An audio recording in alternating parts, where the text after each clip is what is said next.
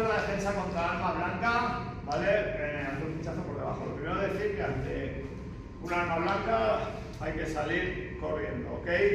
Esto sería solo si no tenemos opción, ¿vale? Una herramienta bastante útil. Sería si él nos quiere pinchar por abajo, ¿ok? Escurriríamos, bloquearíamos aquí en cruz, ¿vale? Que siempre es mejor un pinchazo en el brazo que no en partes vitales. Y alejaríamos siempre la hoja de nuestro cuerpo, ¿vale? De aquí entraríamos con este brazo por debajo de su axila. Abriríamos puerta por aquí, aquí vamos y aquí controlaríamos, ¿ok? Y quitaríamos el pecho, ¿vale? Vamos a hacerlo otra vez rápido. ¿Vale? Estaríamos ahí preparados, ¿vale?